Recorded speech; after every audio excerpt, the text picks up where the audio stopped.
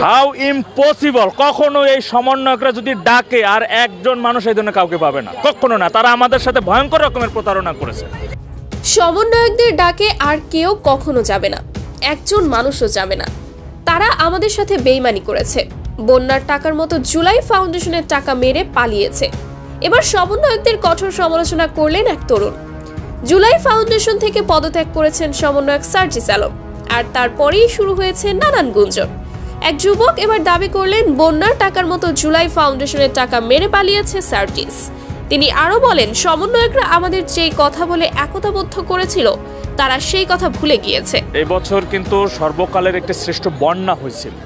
আচ্ছা, আপনারা তো দেখছেন যে টিএসসিতে সেই বন্যার জন্য সাধারণ মানুষরা যে টাকাগুলো দিয়েছিল অনুদান হিসেবে তাদের খাবার দাবার এবং বাসস্থানের জন্য, সেই বন্যায় কবলিত ভুক্তভোগী মানুষের জন্য, বিশেষ করে সিলেট এবং ফেনীবাসীর জন্য, সেই টাকাগুলো এখন কোথায়? এখন তারা ৭১-এর মুক্তিযুদ্ধের বিপক্ষেও কথা বলে। তাদের কাছে জনগণ বন্যায় ক্ষতিগ্রস্ত মানুষদের সাহায্যের জন্য টাকা দিয়েছিল, আর তারা তা ক্ষতিগ্রস্তদের না দিয়ে নিজেদের কাছে রেখে দিল। ওই টাকা পরে কি হয়েছে কেউ কিন্তু এখনো জানে না। এখন আবার জুলাই ফাউন্ডেশন থেকে পদত্যাগ করলো। ওরা যে এত বড় একটা ফাউন্ডেশন থেকে টাকা আত্মসাৎ করেনি কে জানে। সমন্বয়কদের ডাকে সামনে আর কেউ রাজপথে নামবে না। তারা ভয়ঙ্কর প্রতারণা করেছে। জুলাই স্মৃতি ফাউন্ডেশনের এখানে শত শত কোটি টাকা দেওয়া হয়েছে। এই টাকাগুলো মানে কাদের টাকা? এটা তো জনগণের টাকা।